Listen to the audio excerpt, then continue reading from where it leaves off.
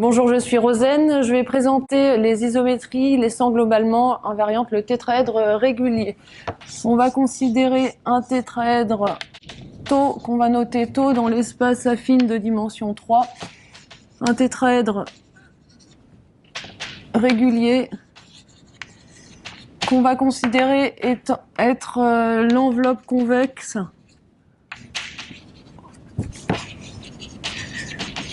de 4 points non complanaires qui sont les sommets.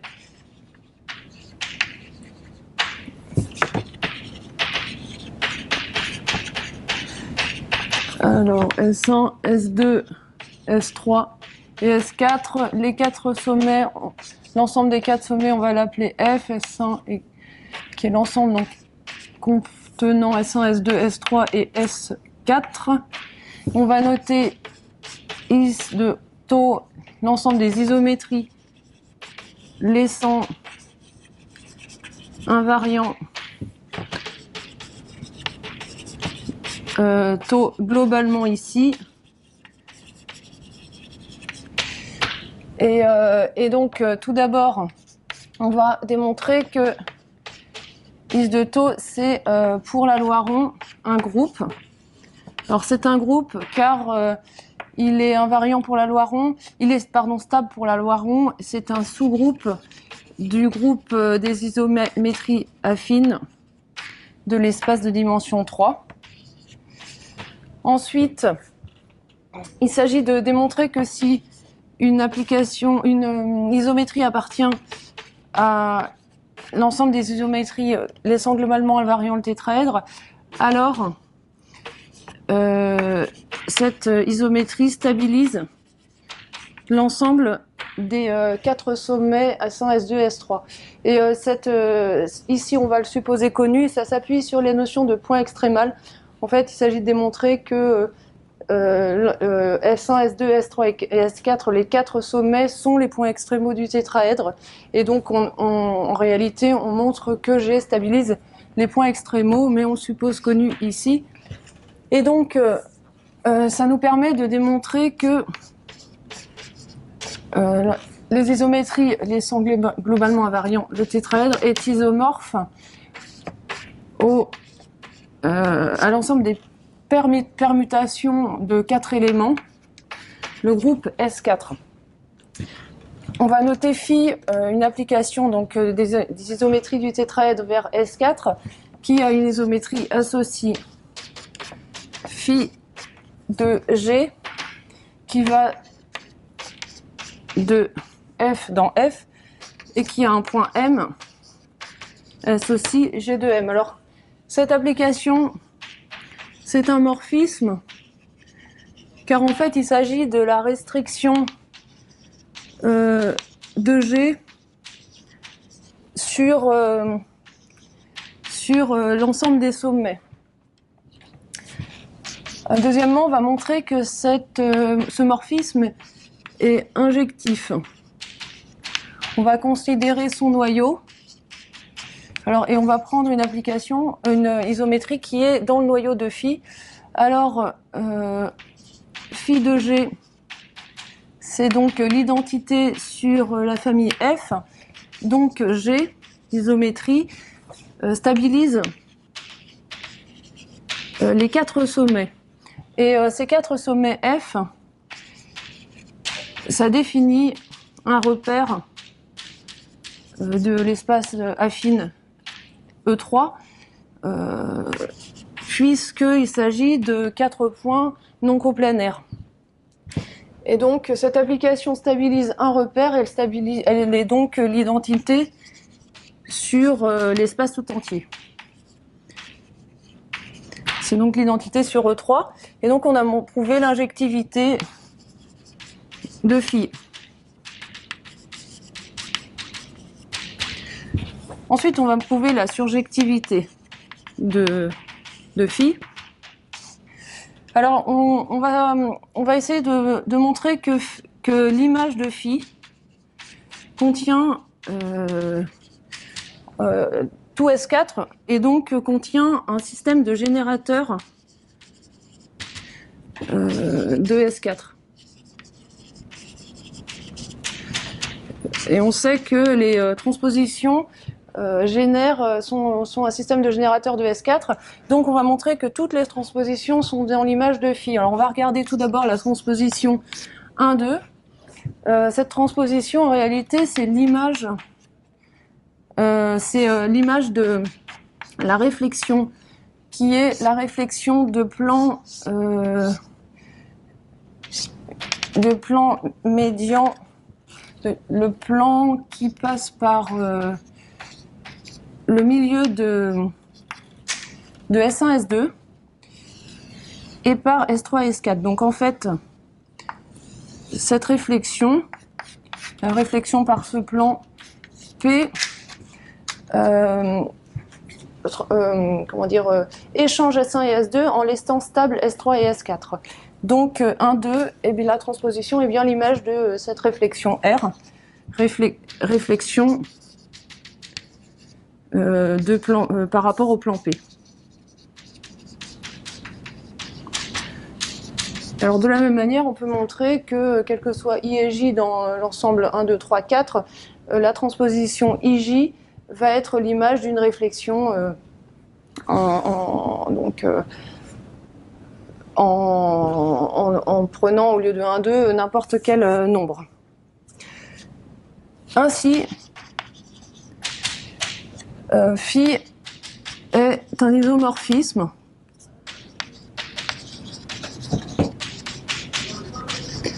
et donc on a montré que l'ensemble des isométries du tétraèdre est isomorphe à S4. Donc maintenant, on va étudier le cardinal de Is de Tau, c'est-à-dire le nombre d'isométries laissant invariant le tétraèdre. Alors on sait que S4, le cardinal de S4 c'est 24. Donc tout d'abord, on a que le cardinal de Is de Tau c'est 24.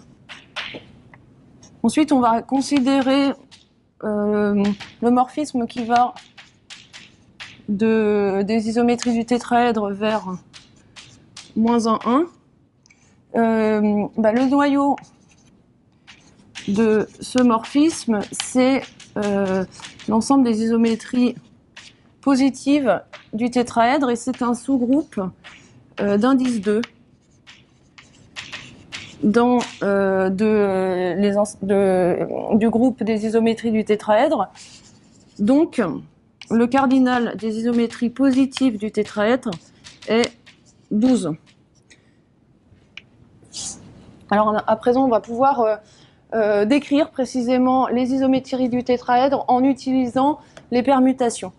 Alors, on va regarder quelles permutations on a dans S4 et voir à quoi elles correspondent pour ce qui concerne les isométries, essayer de faire des figures pour mieux comprendre. Alors ici, on va d'abord étudier les isométries positives. Alors tout d'abord, on a l'identité pour ce qui concerne les permutations. Ça correspond à l'identité sur l'espace dimension 3. Le nombre, il n'y en a qu'une évidemment. Et ici, on va voir les figures. Ensuite, pour ce qui est des isométries positives, et on va avoir ici les trois cycles. Alors, des trois cycles du type 1, 2, 3, on en a 8. Et ça va correspondre ici à des rotations. Alors, en étudiant la figure, on s'y retrouvera mieux. Voilà, donc il s'agit en fait de permuter les trois sommets en laissant invariant le quatrième. Donc il s'agit de la rotation d'axe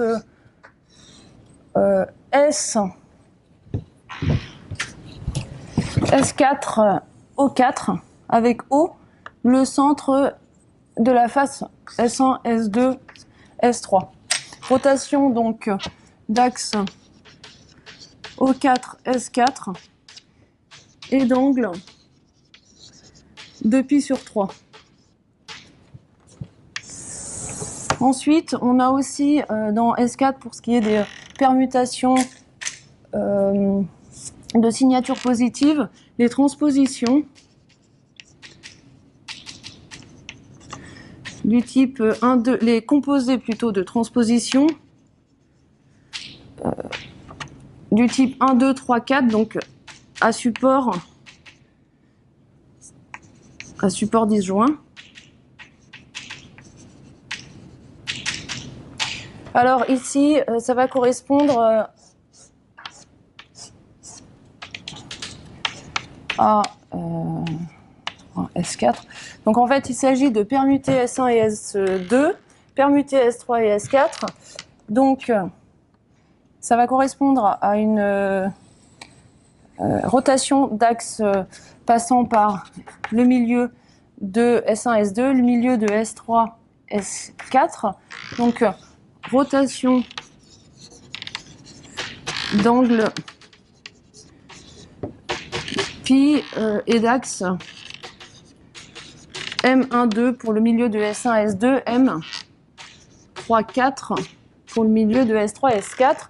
Et on en a 3. Et on a donc nos 12 isométries positives. Ensuite, on va regarder les isométries négatives. Il nous reste donc les transpositions. Pour ce qui concerne les permutations de signature négative, 1, 2, donc il s'agit en termes d'isométrie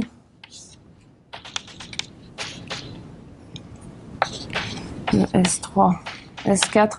Il s'agit ici, on l'a déjà vu tout à l'heure, il s'agit de la réflexion de plan médian passant par M1,2, le milieu de S1, S2, en plan médian en réalité de l'arête S1, S2 est orthogonale. Donc il s'agit de la réflexion de plan médian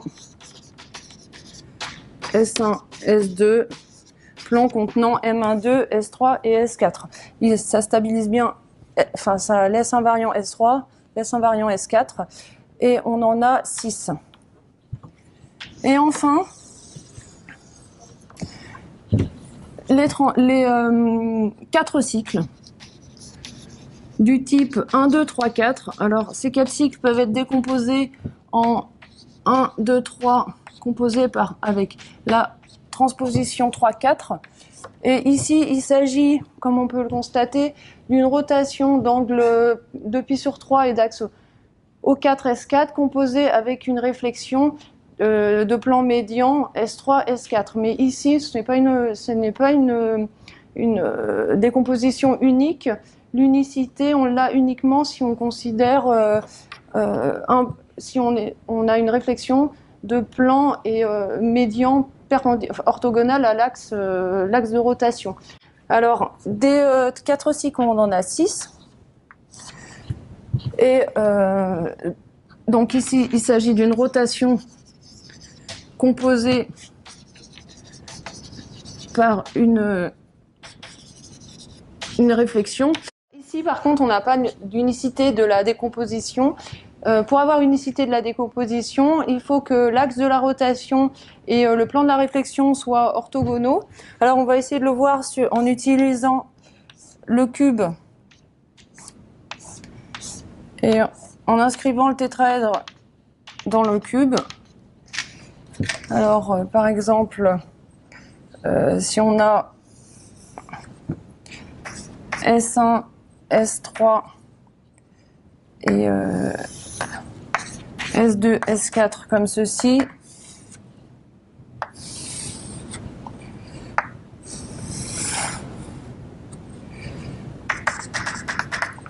voilà.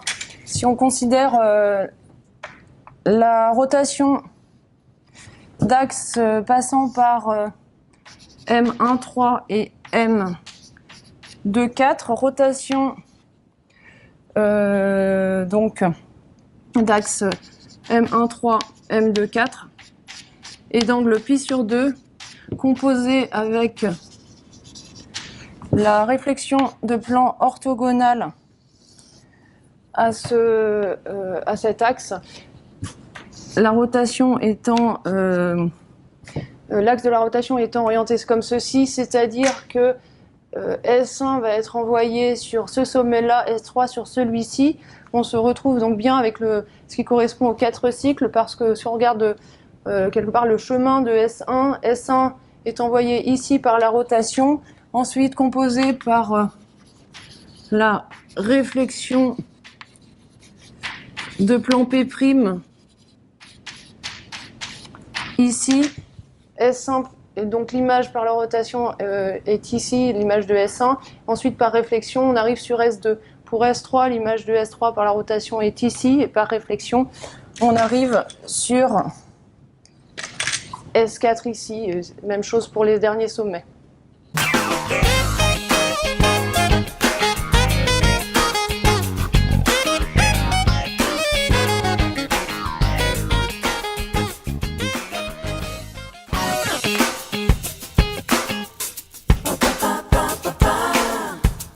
Alors, première question, puisque G stabilise F, est-ce que ça assure complètement que Phi va bien dans S4? Alors, Phi va bien dans S4 parce que G stabilise F, mais G est aussi une bijection, et donc ici, ça nous donne une bijection sur l'ensemble F. Bien. Okay. Deuxième question. Pourquoi le noyau du déterminant, c'est-à-dire les isométries positives, se forme un sous-groupe d'indice 2? Surtout, pourquoi c'est d'indice 2?